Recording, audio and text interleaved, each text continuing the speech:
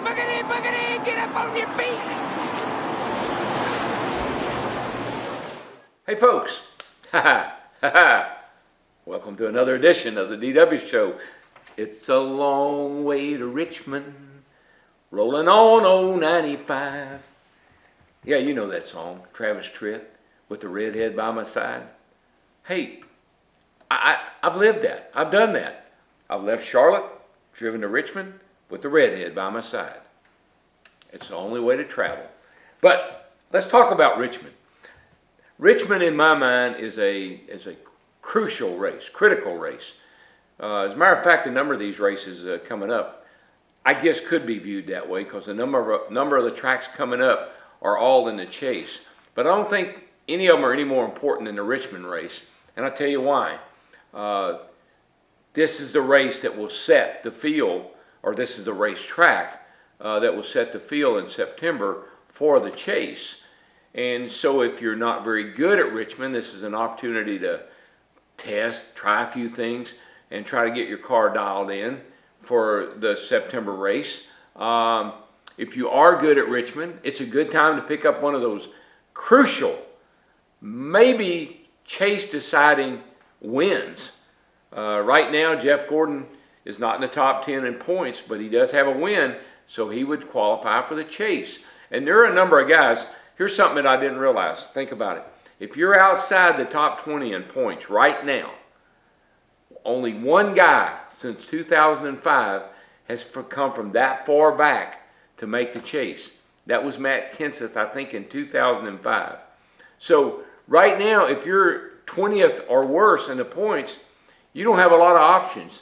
Making the chase on points is going to be pretty hard to do, even this early into the season.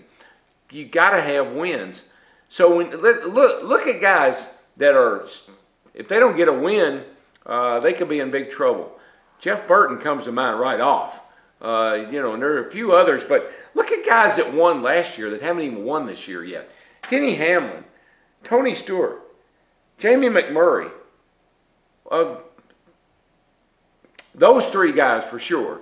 McMurray last year would have made the chase this year had they had that format. I don't like to live in that world, live in what's happening now, not what ifs. But there's some guys out there that are desperately not only needing wins to maybe make the chase, they just need wins to turn their year around. Denny Hamlin is on a free fall. I mean, you're talking about a guy that won 8 races last year, and we said, well, he'll win Martinsville. Didn't even come close. Well, he'll win Texas, swept it last year. Didn't even come close. Talladega, crapshoot. Never know who's going to win Talladega.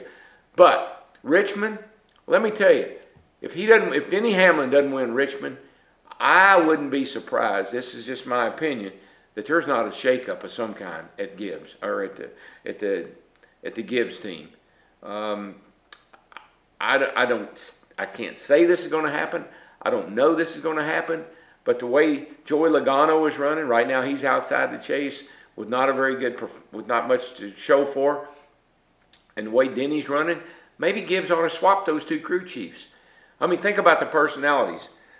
Mike Ford and Denny Hamlin, they've been together a long time, and I know it would be hard to make a change there based on the fact that they had such a great year last year. But Hammond and I, we were talking about this morning.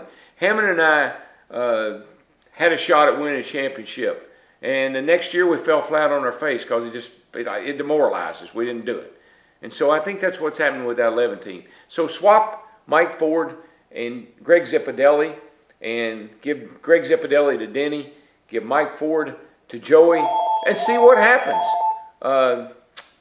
So if you swap those two guys, what's it going to hurt? They're not going anywhere the way they are, so swap Mike Ford and Greg Zipadelli. Do like Hendrick did. Look, Rick Hendrick, this is not a precedent. It's been done. Rick did it in the offseason. Look what he did for Dale Jr. Childress did it. Look what he did for Kevin Harvick. Roush has done it. All the big owners have made swaps. Sometimes you don't like to do it in the middle of the year or even this early in the year, but personally I don't think it makes any difference. Go for it. So anyway, enough about that. The other thing that's kind of hot on my mind, folks, why do you care if Cup drivers run in the Nationwide Series? I don't get it.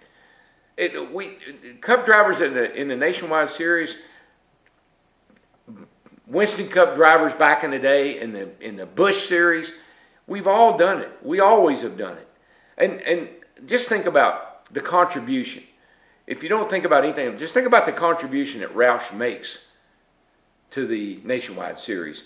Sure, Carl wins the races, but look, he's got Stenhouse in there. He's got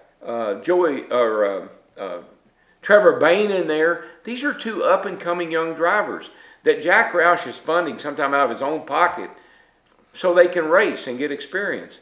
Look at Gibbs.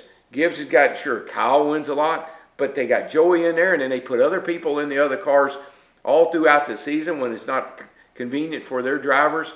Kevin Harvick, he runs all kind of different guys in his cars.